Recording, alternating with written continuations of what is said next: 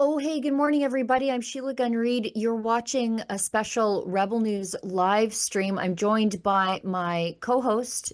Uh, you know her, you love her. She's a convoy uh, leader, organizer, Tamara Lich. And today we are awaiting the decision in the appeals court as the federal government has appealed the ruling of Justice Mosley, which ruled the invocation of the Emergencies Act against peaceful protesters against vaccine mandates and other COVID restrictions in 2022. Uh, Justice Mosley ruled that it was unconstitutional and thus illegal and a violation of the rights of the protesters. The federal government has appealed that.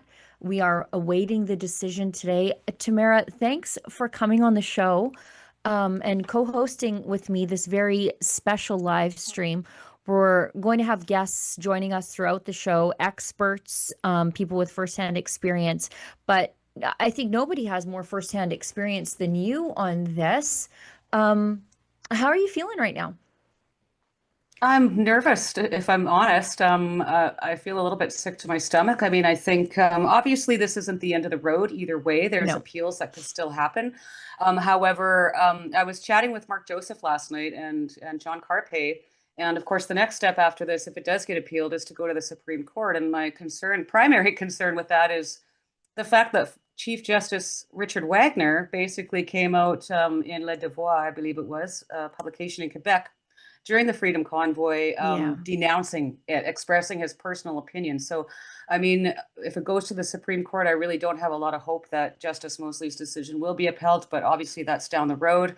I feel like today's decision is going to affect every Canadian going Yeah. forward if they want to peacefully protest. And I mean, if they overturn Mosley's decision, then we are looking at a drastic lowering of the bar Hmm. of what it will take and what will allow and enable the government of Canada to invoke essentially martial law going forward. So this is a very important decision today. I'm sort of on pins and needles, and I'm really hoping for that Mosley's decision is upheld. Now, I'm going to tell everybody how they can get involved in the show, how they can, contribute, but also simultaneously contribute to the work that we do around here at Rebel News, because we'll never take a penny from a government that invoked the Emergencies Act on its own people to do the work that we do, and shame on anybody who does. If you're watching us on Rumble right now, thank you for that. You can send us a Rumble rant. That's their paid chat over there, and we will read it on air. If you've got questions for Tamara or any of our experts who come on the show, put those there. If you're watching us on YouTube, their paid chat is called a super chat. If you are unable to watch this live, you can always leave a paid comment. It's called a super thanks. Now, for those of you who don't know, and I don't know how you couldn't, um, the Freedom Convoy was an organic, grassroots, homegrown movement of Canadians who came together to protest the federal government, but also their own provincial government's restrictions on our freedom during COVID. Um, it it really sort of kind of started in the West, I think, as most good resistance movements do. But I'm an Alberta supremacist. But it was people We do from like our all. freedom out here. We do. We don't like being told what to do, and we didn't like being told to stay away from our friends, neighbors, and family during COVID, and we had had enough. Um, and instead of standing around and saying somebody should do something about this, Tamara did, and her Tamara and of course Chris Barber and many other people came together and sort of shepherded a convoy all the way to Ottawa, because where else are you going to protest your government but the place where the government is? And yeah, a lot, you can see these beautiful images of these trucks rolling across the country. And for a lot of people, that's when they finally didn't feel alone or crazy anymore, because we were told to stay away from each other. We were told not to talk to each other. We were told it was dangerous, and it was our civic duty to be at home, depressed, unemployed, and broke, and constantly in a state of adrenal failure because you're just constantly frightened by the TV. And people who saw right through this sort of felt crazy because they couldn't understand why nobody else was feeling it too. And the convoy changed all that. The scales fell off everybody's eyes. And I think it was a beautiful thing that you did, Tamara, but you did pay a high price for it. Um, I think the longest mischief trial in the Commonwealth. And, Yes. now you're under house arrest. Yes, that's right. I'll be leaving to do my community service once we have concluded this live stream, actually. And You know, yeah, go ahead. you're absolutely right. It was a grassroots movement, and we had the support of so many Canadian citizens. But if it wasn't for the Canadian truckers who all came together to take a stand against this tyranny, is the only way to describe what was happening. It was complete government tyranny. And even at the time that we started the Freedom Convoy, other countries around the world were already easing the restrictions and Yeah, starting to open up. And the government of Canada was doubling down. I was told I wasn't allowed to travel on a plane. yeah, I wasn't allowed to. They were at that point talking about ceasing interprovincial travel in yeah. Canada, and my family is spread out across the Western provinces. So, it was definitely thanks to the truckers and to the organizers that got this thing going. But honestly, if it wasn't for the support of the Canadian people who lined the highways, lined the overpasses, showed up in Ottawa to peacefully stand up against their government, this wouldn't have been as successful as it was. And I do say that it was successful Oh, because, absolutely. as much as they will deny it, a lot of the restrictions, at least in Western Canada, were announced that they were going to be lifted while we were out there. And really what it did was, I remember Chris Barber saying to me one day, that Justin Trudeau was embarrassed. We embarrassed him. And I said, no, Chris. I said, we just gave him the platform and he's embarrassing himself. So Sure. really, in effect, what the convoy did was it exposed a lot of the corruption and lies that were happening and that we were being told by our government. Right. And also, it changed the Conservative Party of Canada drastically for the better. It went from butter noodles, vegetable lasagna, scared to talk to these truckers, who are their base, by the way, to having Pierre Poilievre at the helm. We got rid of Aaron O'Toole, who refused to meet with you guys, to having Pierre Poilievre, who is now talking about immigration and firearms rights and all those dinner table issues that the previous iteration of the Conservative Party was scared to talk about. The truckers did that for us. But let's talk about what the federal government did to the truckers and to all Canadians under the guise of the Emergencies Act. Tamara mentioned that the Emergencies Act is basically martial law, and that's really what it is. It's the new version of the War Measures Act because the War Measures Act was too broad. So they brought in the Emergencies Act, which had defined guardrails about when you're supposed to use it. But it really is the kind of thing that is used in domestic terrorism, like real domestic terrorism, a Pearl Harbor level event, a 9/11 level event, where you need to give police extraordinary circumstances to maintain public safety from an existential threat. You can't invoke it for honkenings and traffic snarls and inconvenient people from Western Canada mucking up your bureaucratic city of Ottawa. But that's what the federal government did. They violated the constitutional rights of Canadians, according to the ruling by Justice Mosley, who wrote that the Prime Minister and his cabinet did not have reasonable grounds to believe that a threat to national security existed within the meaning of the Emergencies Act. So therefore, the decision was basically ruled illegal. Mosley found that the protesters' charter-protected right to be free from unreasonable search and seizure was also unjustifiably violated when the federal government froze their bank accounts. And that is really important because there are ongoing lawsuits about that, because the federal government and the big banks relied on a leaked list of people who donated to the convoy before those people had their bank accounts frozen. So the federal government came in with dirty hands already and then violated their constitutional rights with dirty hands. So it's quite something. And if there is a reversal today, it has serious consequences for our ability to protest peacefully our government going forward. Absolutely. And don't forget, former Prime Minister Trudeau was talking about invoking the Emergencies Act at the onset of the pandemic. Like Right. he had an itchy trigger finger for that thing. And whether it was because his daddy had done it before previously with the War Measures Act, I'm not sure. But he was really eager to push that button. As you mentioned, we have evidence. I have Chrystia Freeland's notes Yeah, me too. colluding with the big banks on how to freeze our bank accounts in a manner that would ensure that they all kept their hands clean. Yeah. Suggestions like just label them as terrorists and seize their assets. It's Right. no big deal.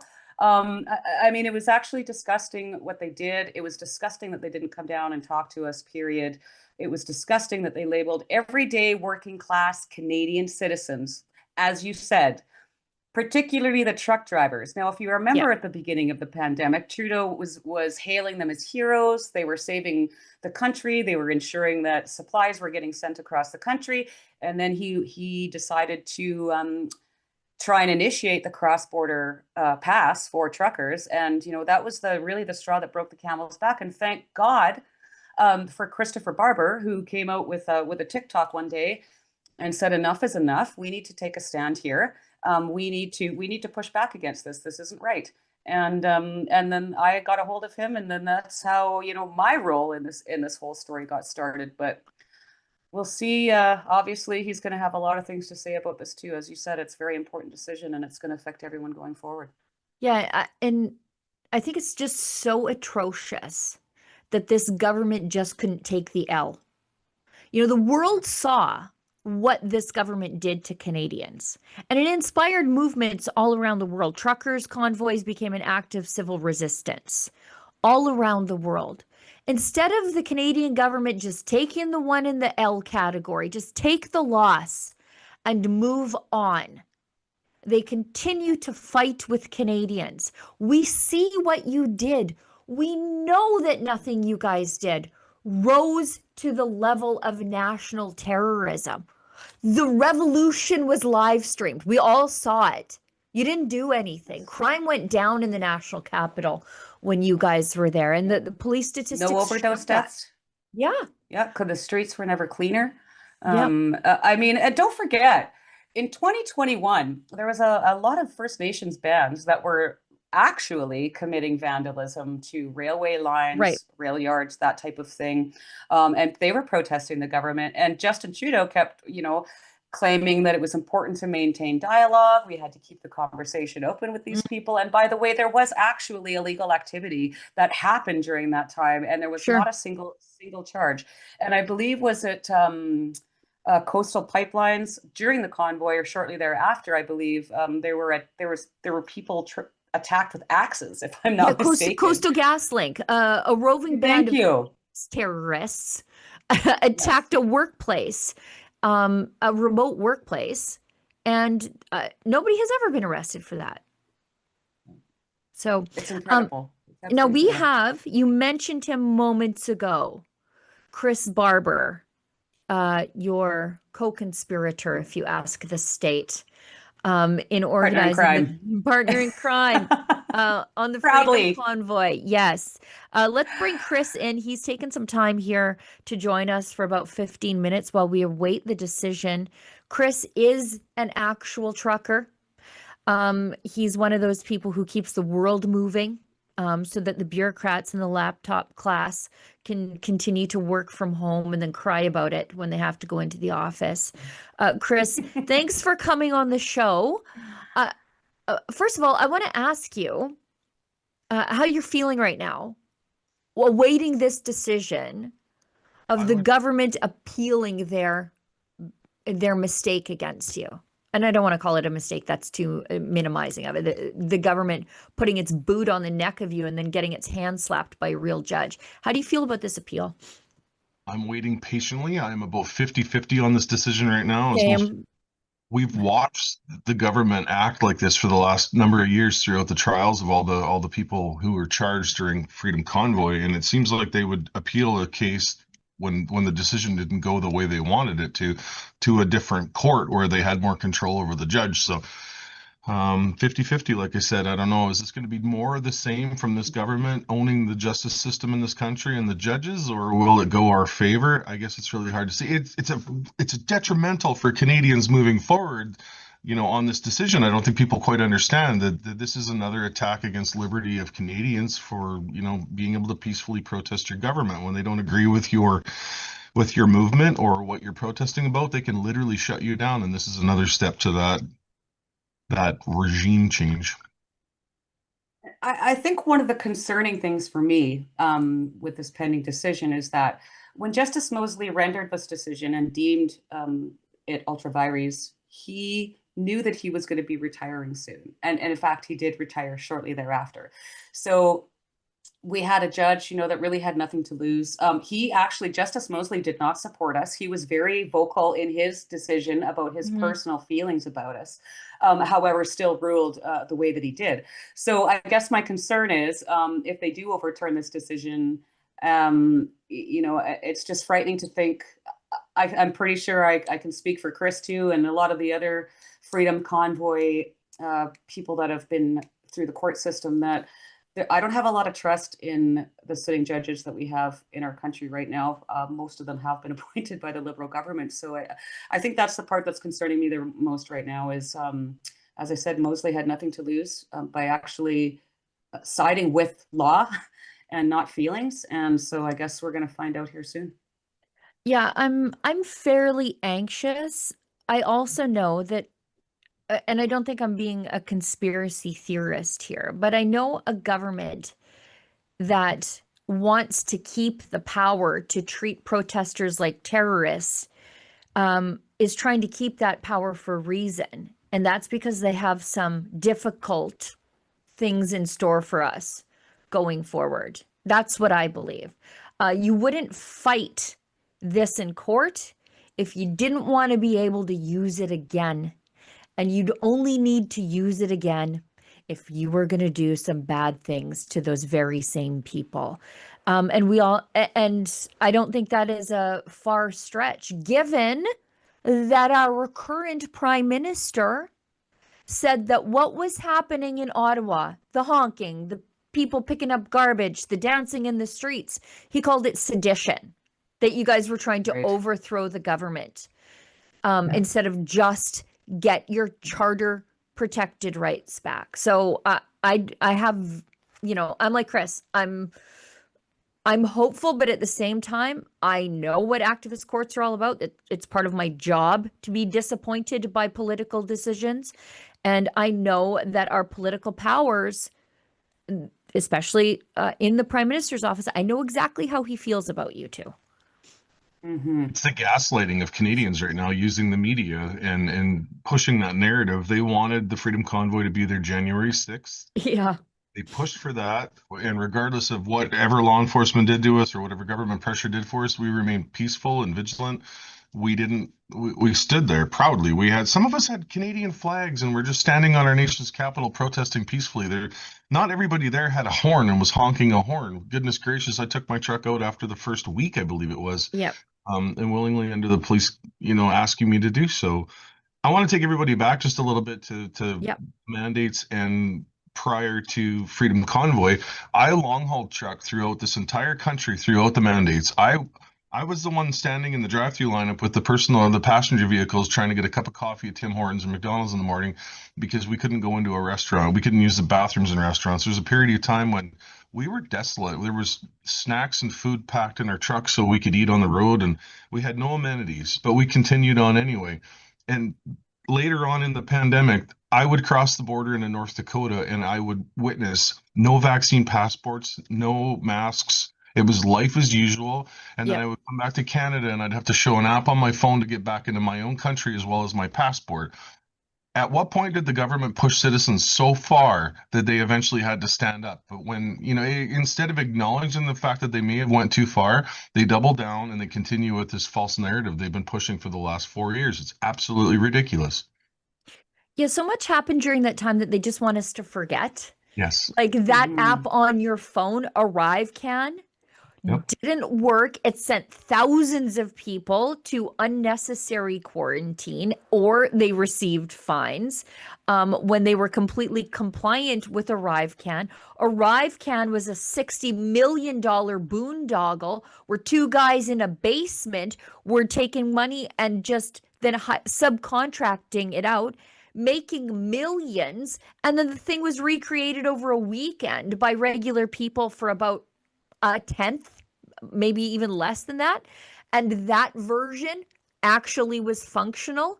There was just so much corruption, and they want us to forget it. And we all saw it at the time.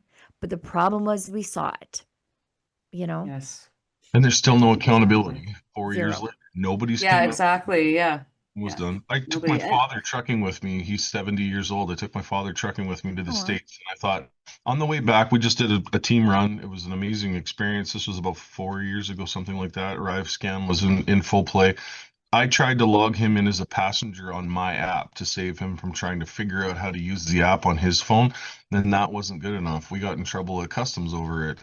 Obviously warned, not ticketed, but they did let us through. But it shows just they want you. They want you on that app. They want you in that digital world. They want, and we're watching people in their 80s and 90s crossing the border that don't know how to do that, but the government's forcing them to do that. It's wrong. It's totally wrong. Well, look what they did to our friends in the Amish community. Yes. They are Right. self-quarantining by nature, by the Right. way, right? Like they don't mix and mingle with much of the rest of the world. And Yeah. they're crossing the border for family functions, whatever. The Ontario Amish community, with strong ties to the Pennsylvania Amish community. They're going back and forth. They don't even have cell phones, okay? Somebody else has to drive them in a car. They can't Mm. operate the car. And they were being ticketed by ArriveCan because they didn't use the app on their phone. They didn't even know what an app is on their phone. Luckily, our friends at the Democracy Fund were able to help them with so many of those cases. They didn't even know they got tickets until they went to, take out financing at the bank for livestock or land or whatever. And it was just so atrocious, but it was just about compliance. Because if we were about safety, you would never be ticketing the Amish. It was always about compliance. And the convoy was about peaceful non-compliance. The Listen, government already knew who was compliant. And it was about bringing you guys back under the thumb. Absolutely. We And of live course, as we all know, the Coots had been cleared up by the time they invoked the Yep. act. The Windsor Bridge had been cleared up by the time we had an agreement in place. Chris Barber had already moved. Was it 140 vehicles, Chris? All told, like yeah, little semis yeah, we and had cars. agreements with the city in place on the 13th of February, I believe it was. We met in City Hall, worked an agreement out with the city. We met with police, city executives. We went out immediately after that meeting, went out and started talking to trucks and finding out who we could get out of the residential areas and who we could get on Wellington and who we could get outside the city out to the staging areas. And we moved around 140 vehicles out of the downtown core on February 14th, the day that Justin Trudeau invoked the Emergencies Act. He did that out of spite. We all see it. He did that out of spite because we were working with the city and he did not want us to prevail in our in our thoughts. It was anything to do to destroy us is what Justin Trudeau had on his mind. And I'll never forget that day. I was traveling over to the Lord Elgin with Keith Wilson, my husband Dwayne, and I think Ava Chipiuk may have been there. When we got news that Justin Trudeau was going to be invoking the Emergencies Act, and we just so happened to be heading to the Lord Elgin to meet with the last living draftee and signature of the Canadian Charter of Rights and Freedoms, former Premier Brian Peckford. And let me tell you what a moment, I'll never forget it as long as I live, Keith Wilson having to tell Brian Peckford that his charter was just being figuratively and literally trampled, basically. And there were so many violations that I don't think people even can fully grasp them. Again, I'm attuned to this stuff as part of my job, but even I was sort of stunned at the things that were done to the Freedom Convoy at the hands of the state. The Starlight rides with the cops was one of them. You know, that's something that the RCMP in Saskatchewan got in a world of trouble for. Taking inconvenient people out in the winter after dark and then leaving them outside of town was all well and good until somebody died. And so they have specific training to not do those things. I don't know why you'd need training not to do it, but apparently they do. And they were doing that to the Freedom Convoy protesters in the bitter cold. Yes, they were. Yes, they were. Taking them out of town and leaving them in the cold and just saying, okay, we'll find your way back. I think one of them didn't even have a jacket. And I just remember hearing testimony about that. And that was after a lot of them had been sitting in cold transports all day with their hands zip tied behind their backs. Yeah. They were driven to the outskirts of Ottawa in the middle of a snowstorm with dead cell phones. Thank goodness for Bikers Church and Melissa and Rob, who took the initiative because they had seen a lot of these guys coming in. So a lot of the people that were taken out had Melissa's phone number written on their arm, so that at least they could get a ride back to town. So, I mean, that's inhumane. And as far as I'm concerned, that in itself is illegal. You don't drop somebody off in the, well, as you just said, I mean, that case in Saskatchewan is a perfect point.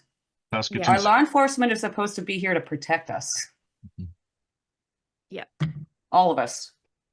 Yeah, it's they called them Starlight Tours, I believe, in Saskatchewan. Yes. And it was a common practice until someone died, and yet they did it in Ottawa. Just seeing the gaslighting they performed on us throughout 2 years of our criminal trials, though, too, sitting in the courtroom for just about 60 days, listening to the Crown come up with these audacious claims and statements, and they had all that on their side too. It was anything they could use against us to make us or paint us in a bad light.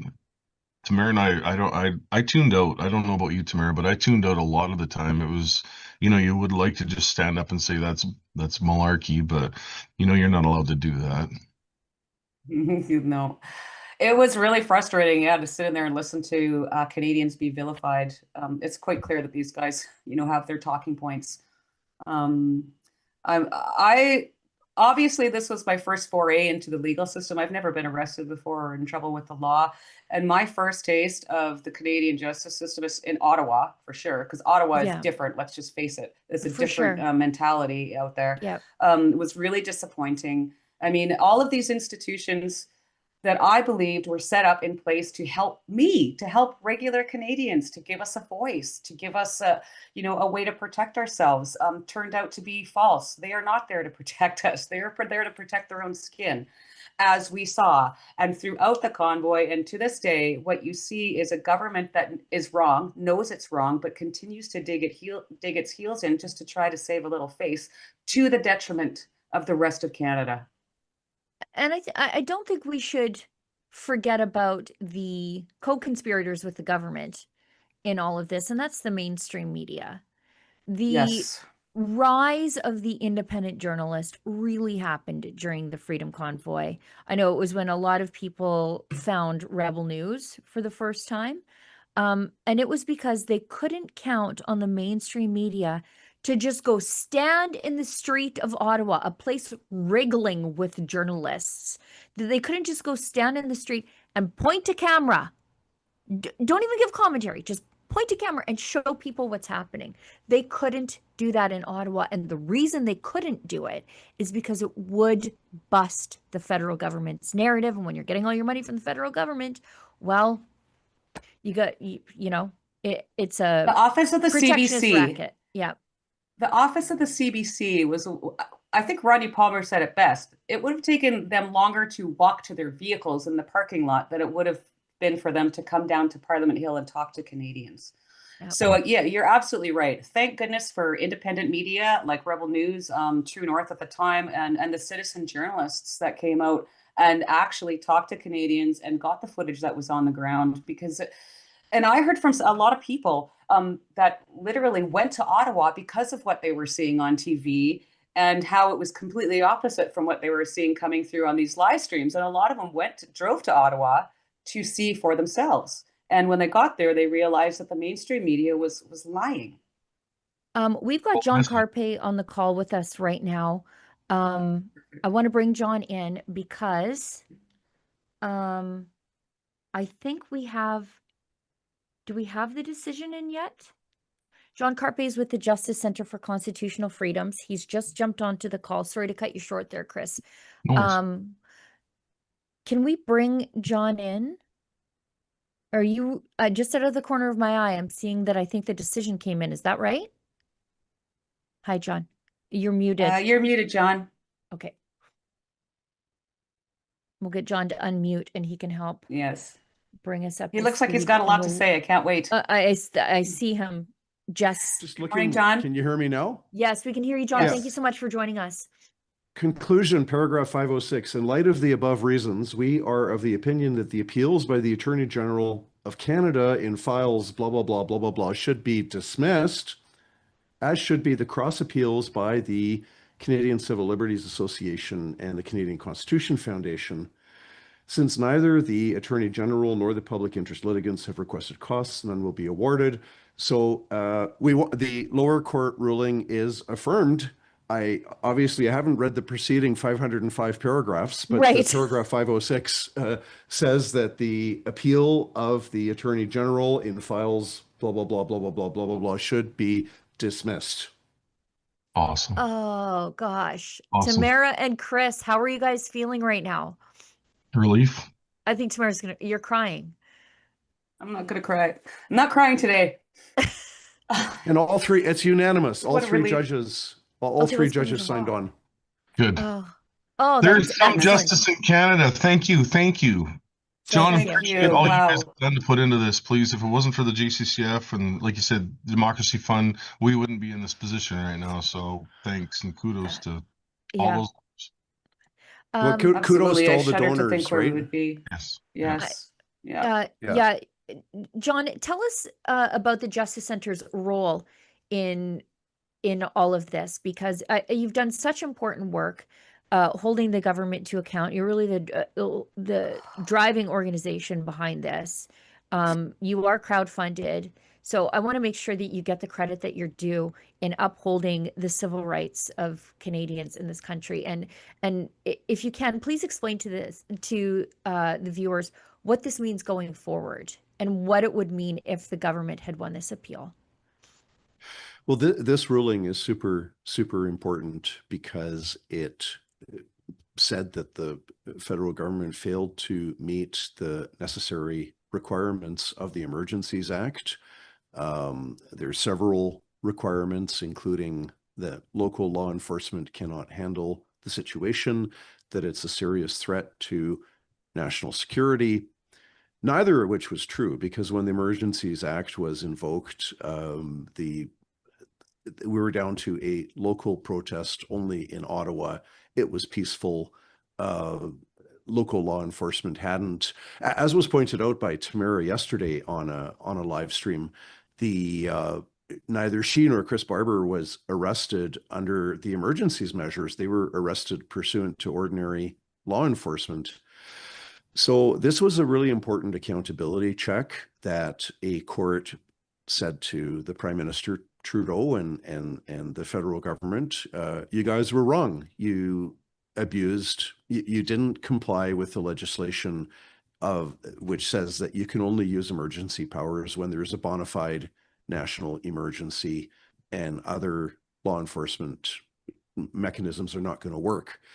So that's just really, really important for the sake of accountability, for the sake of preventing or at least slowing down our slide towards becoming a police state, because that's what we're on track with right now with all the bad bills in Parliament. But I won't get into that right now. So if the court today had allowed the federal government's appeal, it would just be giving a green light to tyranny and saying, yeah, the government can just, if the government feels like there's an emergency, doesn't matter what the facts are, you can just go ahead and do it. And that's actually this government, they were even talking about that the requirements were too high. The government should be able to find an economic emergency and invoke emergency powers, because the economy is doing poorly. So I'm thrilled. Good precedent. Yes, I am thrilled too. So, John, nobody has a crystal ball. I mean, now the federal government basically has been proven wrong. I mean, what do you expect, or would you anticipate the next steps from the Liberal government are going to be in this proceedings? Do you think they're going to appeal this, or? They would need to get the Supreme Court's permission first, which is true for everybody. It's not just the federal government. But if you want the Supreme Court of Canada to hear an appeal, first you say, would you please, you don't just file it and get your appeal heard as you would ordinarily. So it's a two-step process. So first, the federal government would have to go to the Supreme Court and ask if they would please hear the appeal. In order to win on that application, they have to show that there is an unresolved doctrine of law that the Supreme Court should address, because there's a lack of clarity in the law. And that happens from time to time, right? You get different provinces come out, courts in different provinces have contradictory rulings, so the Supreme Court resolves it. So that I would say the federal government's chance of getting this heard by the Supreme Court appear to be pretty small, because I don't know what they're going to say is some doctrine of law that Canadians are clamoring to get clarity on. This is kind of a one-time decision. Did the federal government comply with the Emergencies Act? Yes or no? This is a very fact-specific decision. So that's another reason. I mean, the Supreme Court would probably look at this and go, well, the judge made a decision based on the facts as to whether or not the federal government met the criteria it was supposed to have met. And anyway, so the federal government could appeal it. The other side, our side, we could appeal it. But I would say the chance of this going into the Supreme Court is small, in my view. So what does this mean for And so I understand, well, and we're one of them. There's a lot of lawsuits before the courts, or that will be before the courts, about the bank account seizures. And Chris and I are one of them. Keith Wilson is representing us on that matter. So what is that going to mean for people like us and other people that have filed lawsuits against the government for the unconstitutional and illegal, not to mention Banana Republic style freezing of the bank accounts of 208 innocent Canadians? It's good news for you and other people, because the lower court said that the freezing of the bank accounts was unjustified, and that can only help other Canadians in a civil claim. I'm not sure if I would go so far as to say that guarantees you success in other court actions, but it's very, very helpful that we have a lower court ruling now affirmed by the Federal Court of Appeal that the freezing of the bank accounts was not justified. It was an unjustified violation of the charter right to be free from unreasonable search and seizure. So it's just very, very positive. Again, without necessarily guaranteeing victory in other court actions, it's really good to have this as a precedent that you can say, hey, here's the Federal Court of Appeal of Canada, which is on par with the Ontario, BC, Alberta Courts of Appeal, one of the many second highest courts in the land, has said that the freezing of the bank accounts was an unjustified violation of your constitutional rights.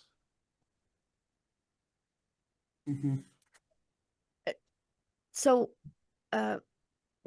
John, how do people support the work that the Justice Center is doing? Because, it's very clear the federal government, they either want to put this completely behind them and just pretend like it didn't happen, or they want to erase all memory of what they've done here. But at the Justice Center, you guys continue to fight on behalf of Canadians to make sure that their rights are affirmed and the violations of their rights, that somebody is held to account during COVID. So how do people find out about the work that you're doing, maybe get some help, or help get involved in the fight?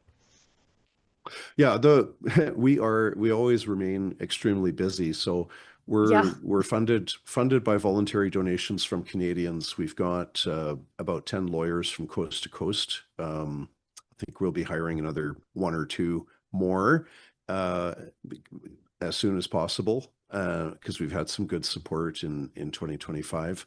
So we have some room for that. And so we have dozens of court cases all over Canada in support of the freedoms of expression, association, religion, conscience, peaceful assembly, bodily autonomy, movement, travel, all of our charter rights and freedoms. And in terms of this ruling, it seems to be over, but at least unless the Supreme Court chooses to hear an appeal, which I think is unlikely. And so in February next month, we are sending out 10,000 tax receipts to all the people that donated in 2025. And we're always looking for new donors, because sometimes the older ones, they die or they lose interest or whatever. There's always a natural attrition. So if anybody wants to donate to the Justice Center, our website is www.jccf.ca. So Justice Center Constitutional Freedoms, jccf.ca. And that money will go, not in relation to this case, of course, but our ongoing work to defend freedom in Canada. Yeah, and I think you're never going to have a shortage of work, particularly as long as the Liberals are in power. They seem particularly spiteful when it comes to people who disagree with them. Just look what they tried to do with Chris. It wasn't enough that, they criminalized his peaceful protest, but then they tried to take his livelihood just because they thought they could. But that's a broader cultural problem, because it was the Crown prosecutors in Ontario that decided to spend hundreds of thousands. I don't know about millions. I don't pretend to know, but vast sums of money were spent on getting a mischief conviction for Chris and Tamara, and then vast sums were spent unsuccessfully, thank God, in the effort to get to take Chris Barber's truck away. I wouldn't put it past the Crown to appeal that and, have another kick at the can and try to go after the truck again. So that's a cultural problem that this woke ideology, this anti-freedom ideology has infected and infested and infiltrated the judiciary, the law schools, the law societies, the colleges of physicians and surgeons, the government, the bureaucrats, the universities. There's a woke ideology that has gone everywhere. So, the whole prosecution thing, that was not the Liberal Party of Canada pulling any strings. I don't even think that the Ford government was pulling strings on it. I think you just had a ideologically corrupted Crown prosecution service that thinks it's more important to get a mischief conviction for Chris and Tamara than to put accused rapists and murderers before the court and make sure that those issues get to trial before the 30-month limit expires. Mm-hmm. Yeah, and it is millions. It is millions. Now, Chris, I can't remember if it was last spring, in the spring of 2024, I believe it was. Lawrence Greenspan, who's representing me as my legal counsel, told Chris and I that at that time, and now we're coming up on 2 years and all the stuff that's happened in court since then, the Crown prosecutor had spent north of $10 million on this case, which is very concerning, as you just said. They're letting some pretty nasty people out on the street, dropping charges, offering absolute discharges to non-Canadian citizens so that it will not affect their immigration process. And also a lot of these violent cases are getting jordaned out. They're just running out of time. They don't have the time or the resources. However, the prosecution/persecution of the Freedom Convoy protesters is clearly vindictive, and it's a choice. This is a choice that somebody made sitting in an office to pursue these charges and the lawfare that we've endured and the longest mischief trial of all time, really. Just stop and look at somebody as horrible as the lead crown prosecutor on our case is Moise Karimji, downtown Ottawa resident. He had Yep. you arrested on a breach charge, a false breach charge that they later released or stayed. You were arrested, flown across the country with 2 homicide investigators. For the first 2 weeks of our trial, we had 4 homicide investigators in our courtroom overseeing this. Yeah. That crown prosecutor released 4,200 pages of my cell phone evidence to the media on Oh a my Thursday gosh. of a long weekend, and we couldn't get in to put a closure order on until the Monday. Those are personal conversations with my wife, my children, my business associates. It had nothing to do with Freedom Convoy, but he released them anyway because he is that vindictive and vicious. It's outrageous to see the Left them stuff on a that's flash drive. Yeah. Yeah. We left them on a flash drive to be handed off to Glenn McGregor, formerly Oh. CTV News' senior political correspondent. We could write a book. Maybe we Well, will. you should. I'm gonna thank John for the work that he does on behalf of Canadians all across the country, and congratulate John on today's win. We've got our next guest, Mark Joseph from the Democracy Fund, waiting in the wings. John, thank you so much, and I just appreciate the work that you're doing to keep Canada a little more free today than it was yesterday. Thanks for having me on your show Absolutely. this morning, Thank you, and John. congrats everybody. Yes, Have a great rest of the Yes. day. thanks. Thank you. All right. Well, what a great success. Yeah. I'm shocked, honestly. I was getting I a am too. little I felt like it Maybe I've did. been black-pilled a little bit, but I've learned not to get my hopes up in these cases because every Oh. time I think, of course they're going to rule in this favor because the alternative would be ridiculous. But here we are. I mean, so yeah, I'm in a little bit of a shock, I think. Yeah, I had that impending sense of doom that I had during the 2020 American election.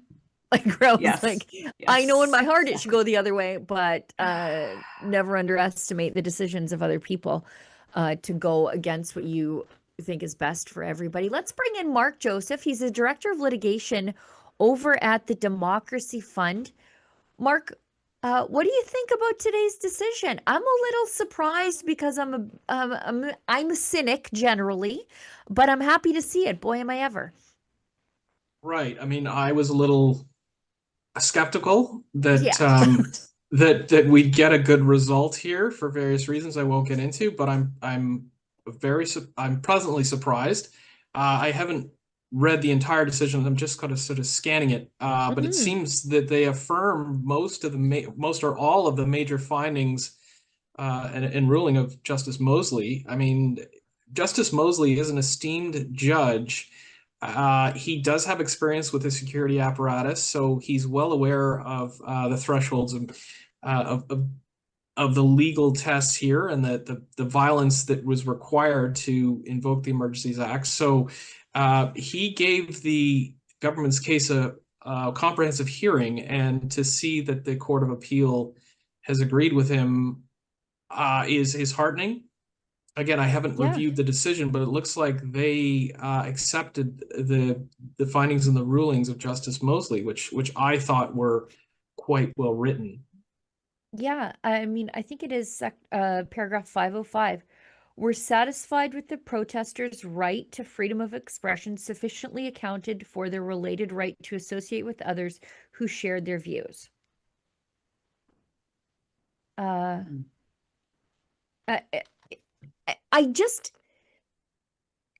It's just very irritating that the federal government proceeded with this appeal, except insofar as they wanted to use the Emergencies Act as easily again, I suppose. I guess you can do these sorts of things when you have unlimited amounts of money to go after citizens and violate their rights. Well, Yeah, they clearly came out with the announcement that they were going to appeal before they even read the decision. Right. And I remember, I think I'd asked Keith Wilson about that because and he basically said the government had no other option but to say they were going to appeal. Otherwise, they're just rolling over and admitting that they were wrong. And I mean, when have we ever seen that happen? Right? Like they weren't going to do that. So, yeah, sorry. Go ahead, Mark. No, I mean, look, it was an inherently political decision to invoke the Emergencies Act. The problem for the government is that the courts are going to apply a legal analysis to that internal discussion that led to that decision, and Justice Mosley found that it wasn't reasonable. And I think, I mean, obviously I was biased because that was our position, but it seemed like the threshold just wasn't met to us. That was our position we took at POEC. But there was no national emergency. They might have been local emergencies, maybe, or local problems in specific areas with respect to trade and economics, but that didn't rise to the level of a national problem, and the issues didn't fit into the definitions of the 4 definitions of emergency under the Emergencies Act, which imported the definition of emergency from the CSIS Act. So that was the problem for the government. There just wasn't evidence, as found by Justice Mosley, of serious use or threat of violence, or serious violence, as they say. So I didn't think the government could overcome that, and it looks like the Court of Appeal agreed with Justice Mosley. So, but I think the government had to appeal because it was a political decision inherently to invoke the Emergencies Act. But apparently they did that improperly.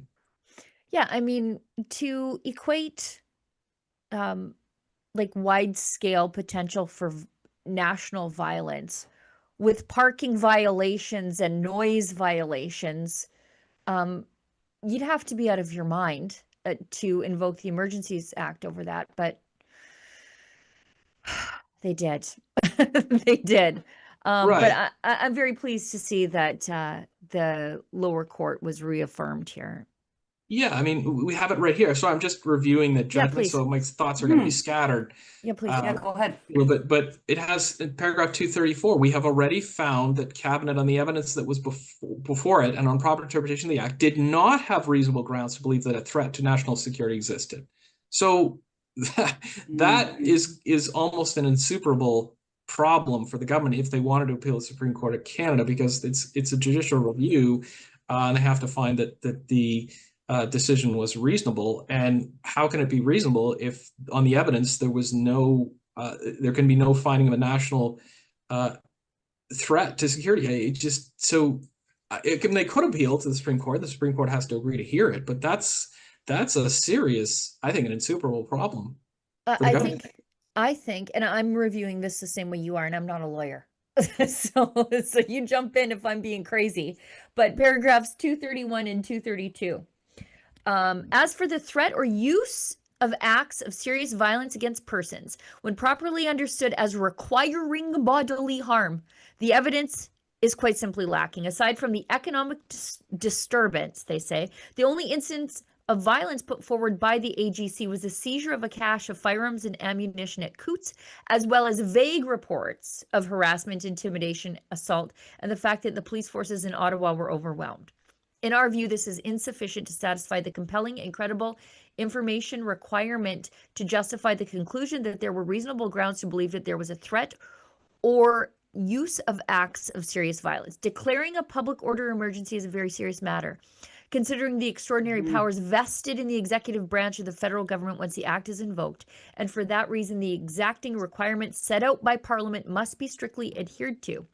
As disturbing and disruptive the blockades and the convoy protests in Ottawa could be, not that they were, but could be, they fell well short of a threat to national security. This was borne out by CSIS's own threat assessment, and the fact that although an alternative threat assessment was requested, the GIC invoked the act before it was completed is another critical factor. So they didn't even wait to for more information because they didn't care if more information came in. They were going to do what they were going to do anyway. But I think those 2 paragraphs are pretty damning. They knew we were moving trucks out of residential areas. We knew they knew we struck a deal with the citizens of Ottawa. We knew that they were going to do this out of spite, and that's exactly what they did. When you have somebody like Brian Peckford, the last living signature of the charter, standing in Ottawa with us, supporting us, but yet media ignored that and they try and demonize that, it just goes to show you just how far down a rabbit hole these people will go to prove their side. Yeah.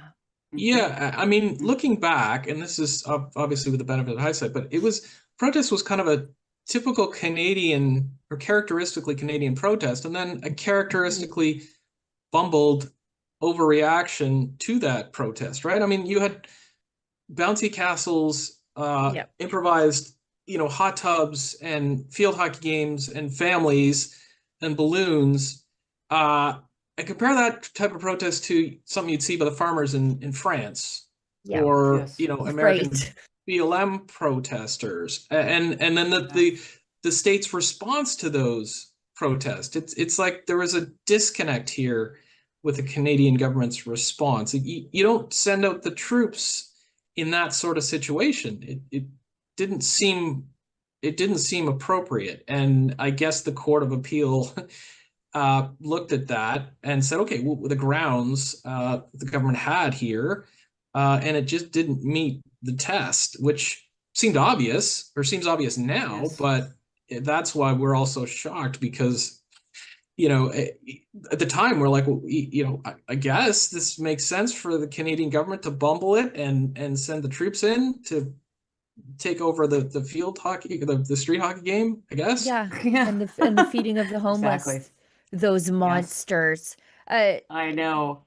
Paragraph 254 also lays out that basically that there's nothing happening that they couldn't have dealt with using ordinary police powers. At 254, sorry. 254. From carrying weapons to a public meeting, causing a disturbance, fighting, shouting, swearing, all of those things, if indeed they were happening, and they weren't really,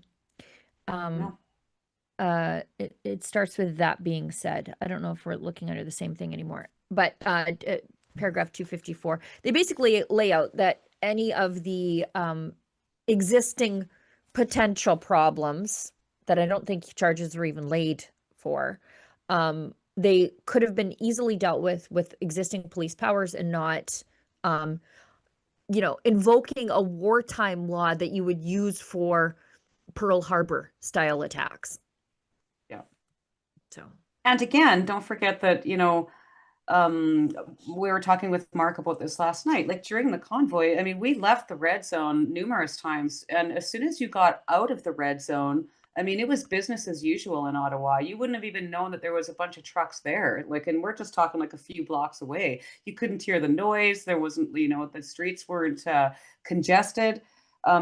So essentially, I mean, they were frustrated, I think. And we're talking about a government that really deals in optics, in my opinion. Yeah. And I think the invocation of the Emergencies Act was just another way to try and say, look how bad these guys are. Look at how terrible these guys are. We have to invoke, martial law to have them removed from our streets. And as you said, none of us were charged under the EA. We were charged under the criminal code, proving what you just said. There was tools within law enforcement under the criminal code that dealt, and in fact did deal with us, I guess. Just one last thing while we still have Mark. He's a lawyer, I'm not. But I just want to read this paragraph because it looks like the court even seems to recognize that the location of the protest was legitimate based on the message you guys were trying to send. So it's paragraph 334. The symbolic location of protests at border crossings and on the streets in front of Parliament Hill also cannot be overlooked, as it too conveyed meaning. This is because the dissemination of an idea is most effective when there are a large number of listeners, and that the economic and social structure of our society is such that the largest number of individuals or potential listeners is often to be found in places that are state property. State property such as border crossings and Parliament Hill are thus ideal locations for persons wishing to communicate ideas. Wow. Mm-hmm. Well Yeah, said. that looks like it comes under the section um, about whether Yeah. the protest constitutes expression, and Yes. I think courts in the past have said, I think Supreme Court has said, parking a car can constitute expression, They right? do So it's say a that. so it's a pretty broad interpretation of expression. I think there's no question that this was expression, and well, the good and bad thing about our Constitution is that it has that test right in it that says, okay, you have all these rights, but they can be limited, Yeah. as long as it's justified in a free and democratic, blah, blah, blah. So that exceptions tends to overwhelm the rule. I haven't read through this judgment, but I think they did affirm that there were some charter infringements here on the rights of the protesters, which should be no surprise. I mean, that's what Justice Mosley said. The seizing of the bank accounts were clearly wrongly done. That was I think Section 8 infringement. And then the blanket prohibition on a protest, any type of protest in and around the area was too broad. And that was an infringement, I think, Section 2B. But again, I'll have to read the judgment. Yep. Mark, thanks for coming on the show and for all the work that you do on behalf of Canadians trying to express themselves, and the work that you do to protect the rights of everyday Canadians, and to stop the growth and the overreach of the state into our lives. How do people support the very important work that the Democracy Fund does? Yeah, well, you can find us obviously online and at thedemocracyfund.ca and TDF_can. We don't take government funds. Obviously, we're entirely donor funded. We're a charitable organization, so any donation you make, you get a charitable receipt. And if you want to support our work, you just know where to find us. Yes. In a court somewhere fighting for Canadians. That's where we'll find you. Thank you, Sorry. Mark, On for occasion, coming on the me. show. Yeah, exactly. The Democracy Fund does Thanks. represent Tamara. So Yes, they do. Yes, they thank do. you, Mark. We'll talk real soon. Thanks very much. Thanks, Mark. All right. We've got someone I wasn't sure if he would have a moment to join us, but I think we'll get about 10 minutes out of our friend, convoy lawyer. I see him waiting in the wings right now. Keith Wilson. Keith, your initial reactions to what just happened. Oh, you're muted. Oh, you're Unmute. muted. Start again. Let her rip. A little bit of relief. Yeah. It's encouraging to see a court in this day and age when we've all been so disappointed and let down by so many times by our courts. And I say that because we've all witnessed their politicization. Sheila, you've had me on many times, and I've said that, when I went to law school, you were taught that Lady Justice had a blindfold. And ever since COVID, we've glaringly seen how the court pulled the blindfold down to see whose team you were on. And the other two people in here know that better than any humans on the planet. So that's my first reaction. I'll let you ask the questions because I'm going to propose something here that might be a little shocking. No, you go. You go. I want to hear. Well, first of all, the court confirms there was no national emergency. And, Mr. Barber and Ms. Lich and myself were on the ground there, and we knew that. And in fact, what was happening was we saw the fatigue of the protesters. We saw the fatigue of the city. And we were trying to find a way that people could continue to have their voice, could continue to lawfully and in a democratic way put the pressure on the government, but also for some people to get home because they needed to, and bring the temperature down, and get the trucks and the vehicles out of the downtown residential areas. And we were well on our way to doing that. I still love the videos of Chris walking with the police and escorting the police vehicles and the trucks out of the downtown and right onto Wellington. And the whole idea was to concentrate the protest on Wellington in front of the Parliament buildings and the government buildings, because that's where the grievance was. And despite the invocation of the Emergencies Act, we were tipped off on the Sunday night that it was coming. I remember asking Chris and Tamara, what do you want to do? Do you want to go ahead with the deal? And they said, absolutely. And I think it really surprised the federal government that even though they were announcing that they were going to invoke the Emergencies Act, that the protest leadership said, well, we're still going to take steps to make this even more peaceful and even more orderly. And so we moved over 100 vehicles, I think 126 vehicles on the first day, on the Monday, while the prime minister was on the phone with the ministers or the premiers of all the provinces, because he had to get them all on side. And working the House of Commons, Chris and Tamara were working to move trucks out of residential areas and up onto Wellington. And we had a shuttle bus system set up so that the protesters that wanted to leave the downtown could move out to these base camps, and then they would be shuttle bused downtown each day with their protest signs and their flags and their hockey sticks. So we knew, because we were there on the ground, that it was completely unjustified. The borders had reopened. There were no border blockades anymore. The only thing left was this peaceful, lawful protest in Ottawa. And we'd also seen the intensification and the shifting of the police from, keepers of the peace to the goon squad. And we had intelligence continually of the WestJet flights coming in filled with police from all the major centers across the country. We had the reports of them going to the hardware stores, and you could not buy 2-inch dowel round wood at any hardware store in Ottawa, because the police went in and bought all of it and chopped it up. So they had these sticks to clubs to beat lawful protesting Canadians with. So they used the Emergencies Act as a pretext, as a cover, to go full authoritarian goon on lawful, peaceful Canadians. Remarkable. So it was encouraging when Justice Mosley released his decision and condemned the actions of the government and said that they didn't have the legal authority to do this. And I think we've been wondering, why is it taking so long for the Court of Appeal to rule? And so the Federal Court of Appeal has ruled this morning, and they've confirmed what any reasonable observer knows, which is there was no national emergency. There was no ideologically extremist violence at all. There was full capability of local law enforcement to deal with the problem should they chosen to have done so. And therefore, the invocation was unlawful. They also affirm that the Canadians, including my clients, including 2 of them in this program, who had their bank accounts frozen, that was done illegally, that was done unlawfully, and that was done in breach of their charter rights.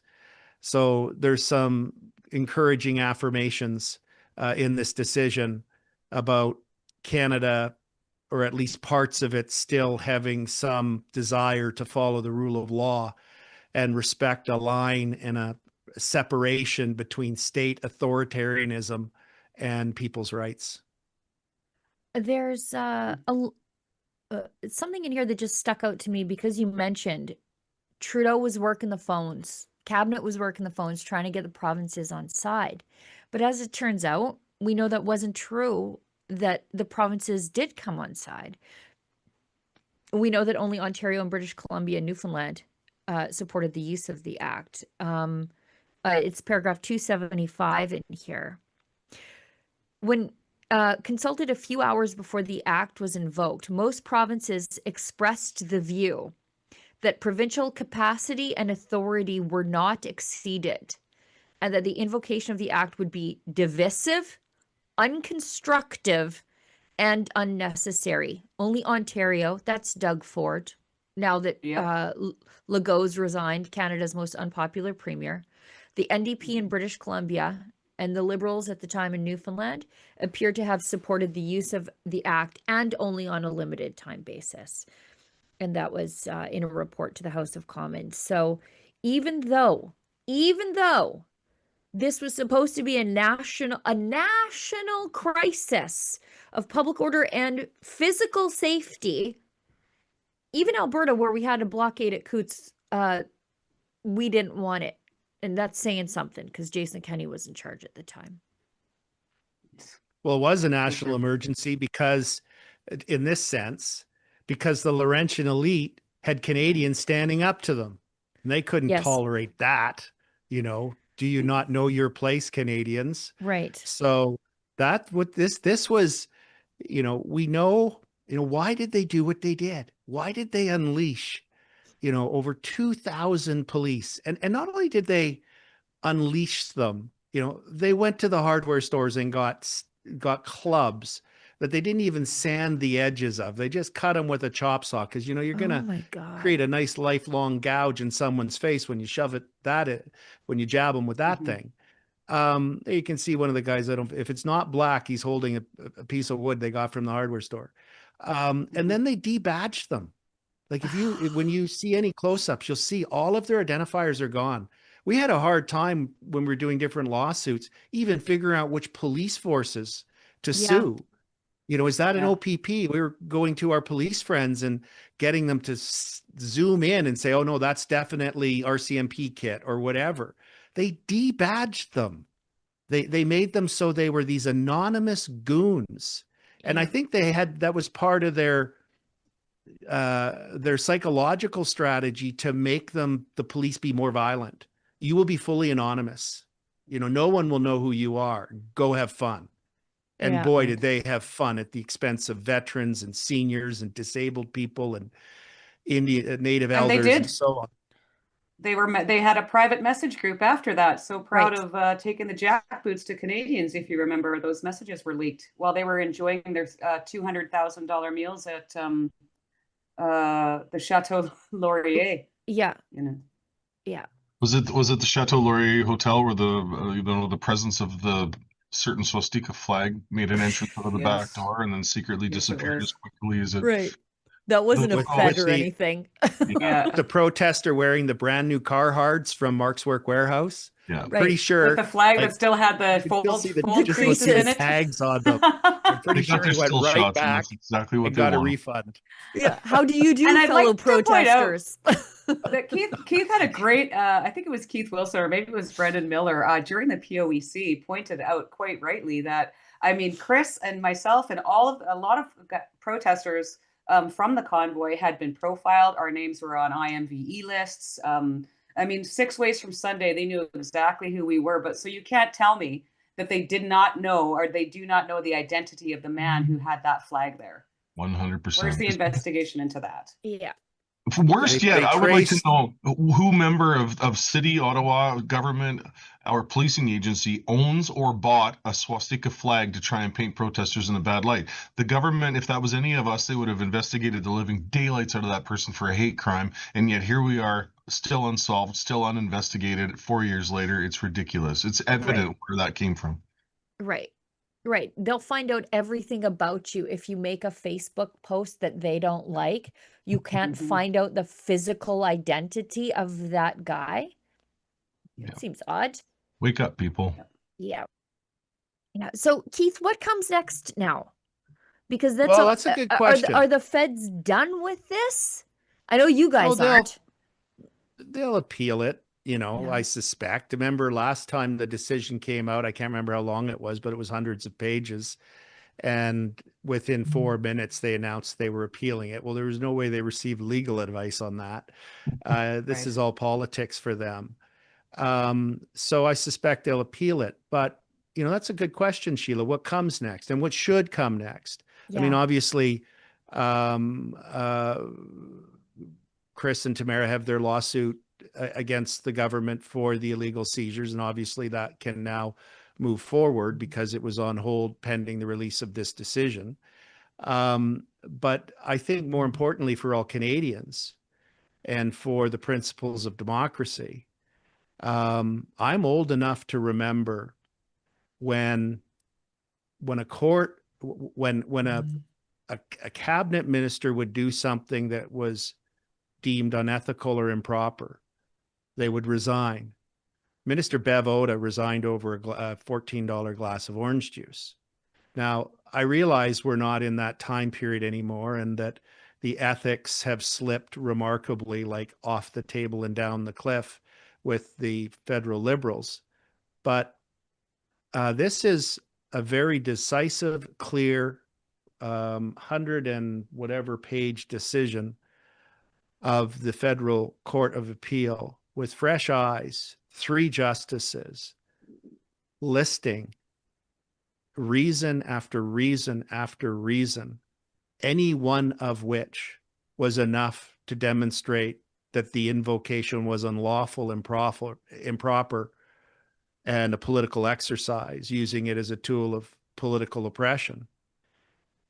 What's remarkable is that I checked to see which of the cabinet ministers that made this decision on February 14th, 2022, are continuing to sit in the cabinet on January 16th, 2026. And I believe each one of those cabinet ministers should resign. Yes. They should apologize to Canadians for their misuse of authority, for their engagement in authoritarian activity, undemocratic activity, and they should resign.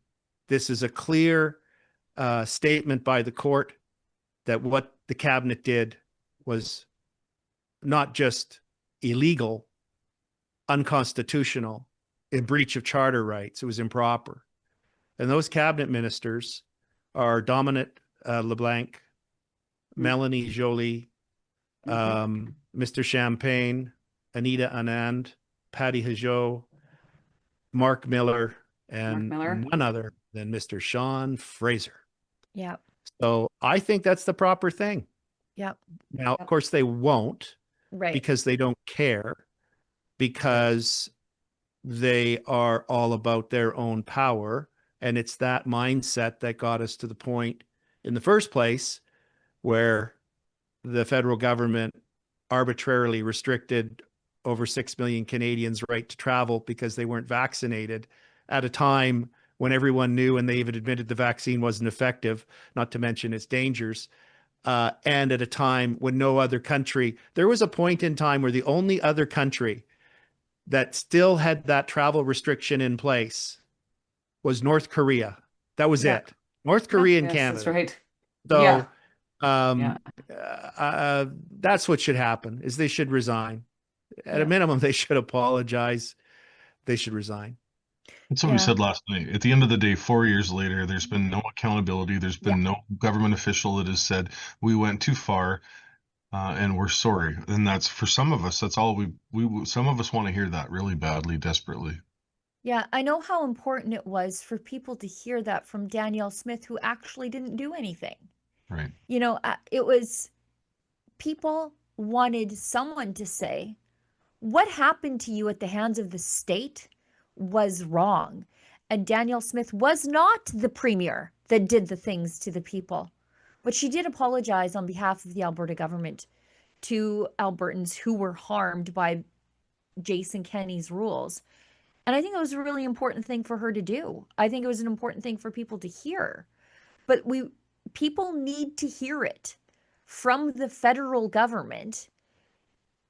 And I just don't think they ever will. They need to hear it because it's the right thing for the federal government to do.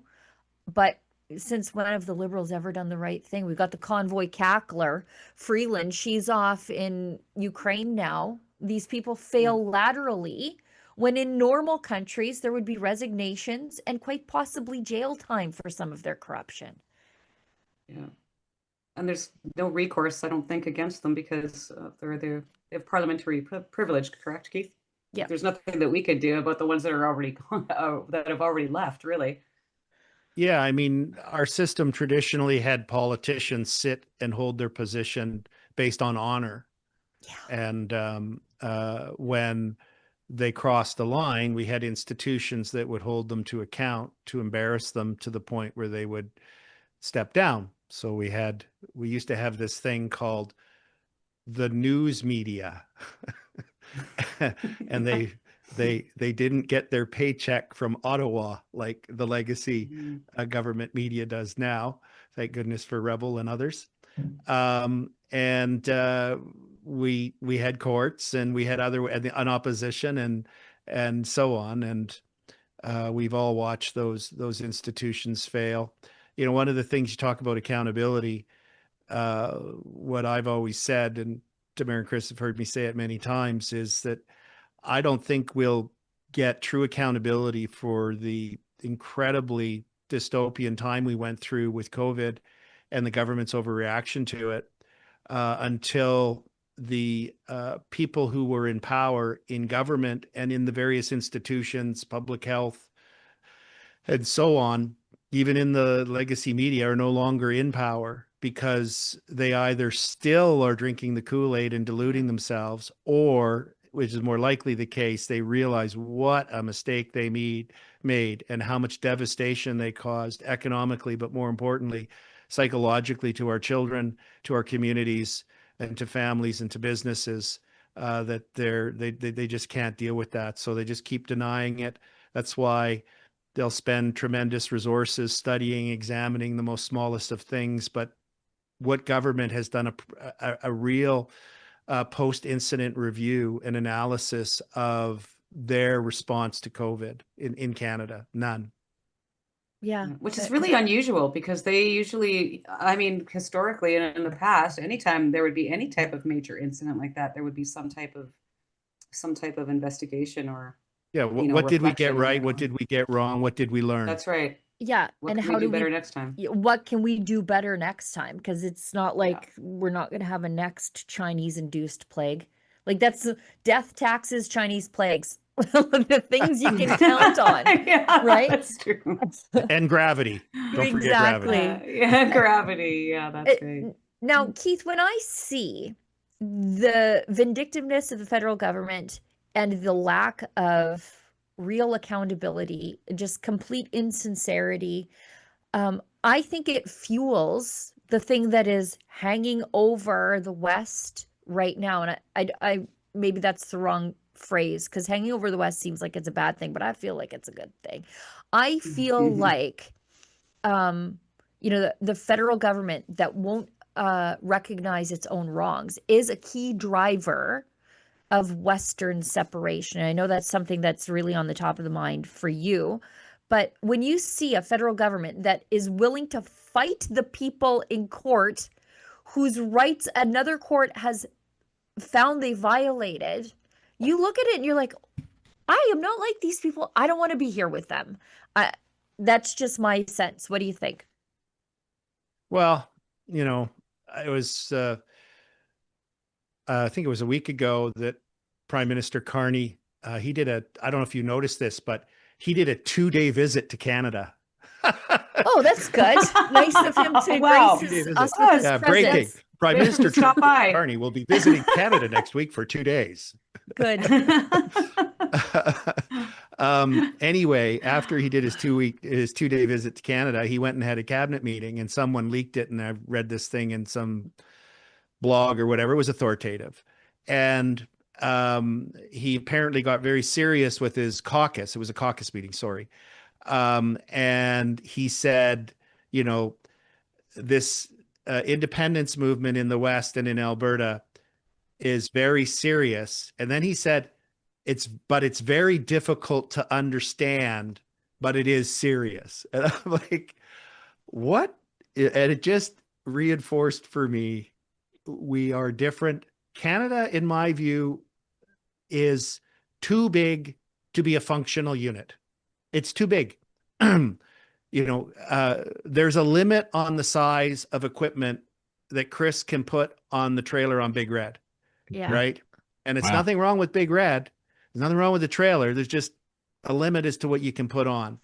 And when I look at Canada, when I look at our geographic size, second largest country in the world, when I look at our organizational units, which are provinces, and I look at the uniqueness of the culture within them, the culture of Newfoundland is incredibly different than the culture of Manitoba. And there's even a difference between the culture of Saskatchewan and Albertans, right? And there's most definitely a difference in culture between people in Saskatchewan and Alberta than Ontario and Quebec. And that's not a bad thing. I just embrace it as a reality. I Mhm. think this idea that Canada is a viable um, political organization of structure, political structure, political vehicle for people within it to achieve their most potential is false. It's been proven false. And I don't think tweaking, having MOUs, or even tweaking necessarily the allocation of seats, because we all know we have no voice in Parliament. We have taxation without representation. We have laws without representation coming out of Ottawa. I don't think they're ever going to give up that power. So I don't think it's going to change. But even if it were, I don't think it'd solve the problem. Yeah. Because the thing's too big for Chris's truck, right? Yeah. So It's so that's true. my And, view. you know, I is use that- the analogy a lot of like just gun control. I have a daughter that lives in a very rural part of Manitoba, and there's bears, there's cougars, you know, there's a lot of wildlife out there. So I mean, she needs to have a firearm if she's out even with her children, just Yep. for protection. She needs to have access to one. Whereas, you know, downtown Toronto, the gun legislation might need to be a little bit different, as opposed to different parts of Canada. And another question I remember somebody had asked me the other night was like, do you still have hope for Canada? And I said I have hope for Canadians. I mean, I think that Canada a few years from now is going to look vastly different than it is today, because we do have 3 provinces actively seeking independence right now. But yeah, again, you're right, Keith. It's too big. You can't expect, you know, people in one part of the country to be treated exactly the same or as another part of the country, because Yep. I mean, Chris and I and you guys too have traveled all across this great country, and we know province to province. I mean, there's different lifestyles. They have different lifestyles, and there's definite differences. And it's too much to manage. It's too much. Obviously they can't. Is in I- Vancouver, you leave your shoes on when you're in someone's house. Gross. Here, you take your shoes off. I just Right? paid $69.20 this morning to have the right to possess and buy ammunition for the federal government. I'm thankful. Name one thing in this country that you don't have to ask the government permission to do. I just renewed my firearm license this morning. Ugh. Well, we have a new partnership with China, Chris, so get used to Right. it. Right. That list is going to A grow. new world order, Order. if you will. Right. Like he rehearsed that in the mirror several times. Poor Scott Moe. You don't think it was Sheila? You don't think it was he was doing that for the translator? No, I Okay. think he tried to make that as obvious and sinister as possible, I believe. Why? Why not? Hmm. Why not? Just because Okay. you can. You can just do things if you're Yeah. a liberal. So I love that Mo was I in the s- background. Was He's kind of like, like, what? What? Yeah, Why- the He premier looks like he Saskatchewan wanted to sitting slip there. under the table. oh yeah, I bet you're Like, you know, wondering didn't how have I it- ended up here. That's a good point. I feel bad for him in a sorts, but yet he was surrounded by all the people that have put him in the position with the prairie farmers right now and the tariffs that are imposed on our Canadian canola and other commodities right now. He is literally sitting beside all those people and trying to defend his province. I don't know if I would have not said something in the heat of the moment right there publicly. You know, and good for him for like going with a group of enemies into the lion's den, because what was happening to his community was more important than you know, going on a trade mission with Mark Carn, like, you know, going somewhere Or with Melanie your enemies. Jolie. Could you Melanie imagine? Jolie. What did I say? Ugh. What did I say on Twitter or X? I said that's how that look on his face is how my daughter feels when I drop a hot serial killer factoid in polite conversation with her friend's parents, and she's like, "Mom, stop! You're embarrassing me." That was the exact face that Scott Moe had. You know what though, yes, you're right. guys, I think we need to wrap up the show. Mhm. Keith Wilson, thank you so much for taking the time and just all the advocacy you do on behalf of Westerners, but also Canadians who are fighting for their civil liberties. You were instrumental in making sure things didn't get even worse for the convoy. So thank you so much for that. And if I could just quickly add to that, I did do a post the other day, and Keith, I just want to say thank you. I mean, I think if you guys wouldn't have shown up to the protest, our situations, all of us, would be vastly different. And out of all the lawyers across Canada, you guys showed up, you believed in us, you believed in our cause, you believed in Canada. And so our sincere thank you to you and the other handful of lawyers that showed up. So thank you. 100%. Yeah. Thank you very much. I appreciate kind words. Tell people how they can find your, you got a YouTube account, social medias. You are, dispelling a lot of myths around Western independence and the Freedom Convoy all the time. So just tell us how we can find you. Sure. I'm active on X. So my X handle is @IKWilson. And then I was told by someone that I had to get a YouTube channel, and I said, okay, sure, whatever. And so I have a YouTube channel now, and I post at least a video a week, and I try to debunk and give some legal clarity if there's a process or something that's just happened, what it really means, dispel myths, and try and provide some clear-eyed observations as to what's happening around us. So that's Keith Wilson, KC is my YouTube channel. So I'm supposed to say like, subscribe or something. I always forget the phrase. Talk it over with your family and make the decision to subscribe to Keith. Keith, thank you so much. We'll say bye to Keith, then we'll say bye to Chris Barber. Thank you very much. Yeah, thanks Chris. Keith. We'll say bye to Chris Barber, who I think only agreed to do 15 minutes with us, but we basically abducted him for over an hour. And I'm glad we did. He's always very generous with his time with Rebel News. Chris, again, thank you so much for what you've given and your personal sacrifice, your family's sacrifice, by the way. Thank your family on behalf of the rest of us for going through this with you, being innocent bystanders in all of this, because I know they've really been put through the ringer too. So I hope you feel vindicated today. It feels good, and I would just want to say thanks again for having me. It's been awesome. It's always good to be on Rebel, and it's always good to sit and visit with Tamara too, and have all these amazing people on. Sheila, you're the best. I'd like to say too, is it's the people that are standing behind us too. It would be a really, really lonely, cold, dark courtroom if it wasn't for the amount of Canadians standing behind us throughout this journey.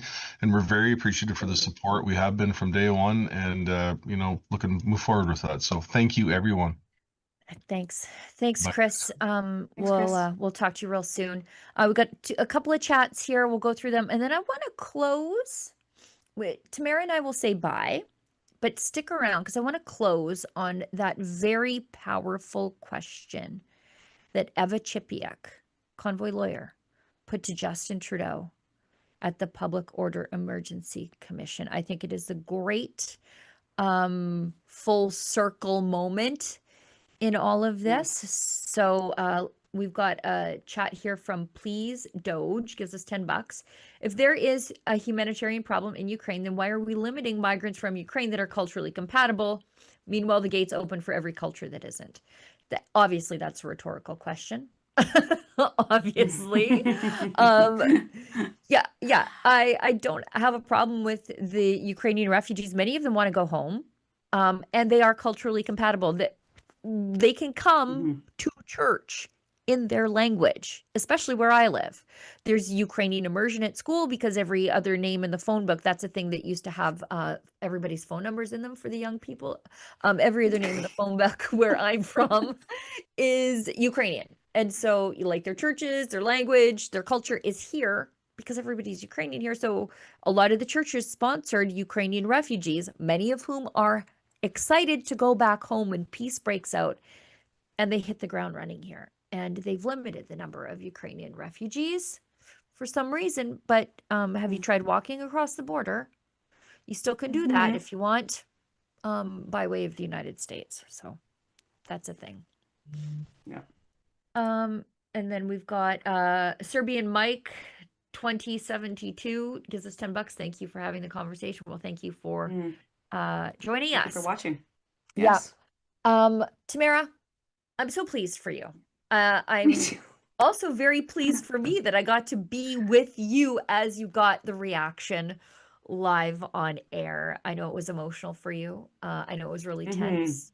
But I'm so pleased for you. I'm so pleased for Thank you. Canadians, but especially Yes. for you, because I Yes, know this you is. should feel vindicated. It was a win. It was a win today. So we'll take every W we can get. Yes. But this Yes. was a big one. We're going to wrap the show. Thanks to everybody for joining us on this emergency live stream, reacting live with us. A special thanks to all of our guests who jumped on short notice. We had 3 lawyers giving legal analysis. Take that, CBC. Okay. We actually have experts. We use real experts here on Rebel News. 2 convoy Not pretend. experts and 3 lawyers. I'd say that's pretty good. Pretty good. I'm just Yes. here along for the ride. Thanks, Tamara. Thanks, Olivia. We had to prep for this quite early because many of you are watching this on Eastern time, but we're doing this on Alberta time. Thanks, Olivia, and everybody who worked behind the scenes to put this together. Thank you so much to Tamara for being here with me. All of you watching at home, those of you who pitched in, and those of you who share and interact with our content, that's a great free way to help us out. It causes the algorithm to serve our content up to more people the more you interact with it. So there's a way to get involved at every price point for everybody. We still have the daily roundup today. It's Friday, so it's the panel discussion. And so that's in about under an hour. So we've got to sign off because they need to prep for that. Thanks, guys. Thanks, Tamara. And as I say on the show here, if you found us offensive, maybe don't find us at all. Minister Blair, Public Safety Minister, Minister Mendicino, National Security Intelligence Advisor Jody Thomas, and RCMP Commissioner Brenda Lucki, and today you testified that the federal government was committed to exhausting all alternatives to a resolution prior to making a decision to invoke the extraordinary powers of the Emergencies Act. Do you agree that that accurately describes your government's position?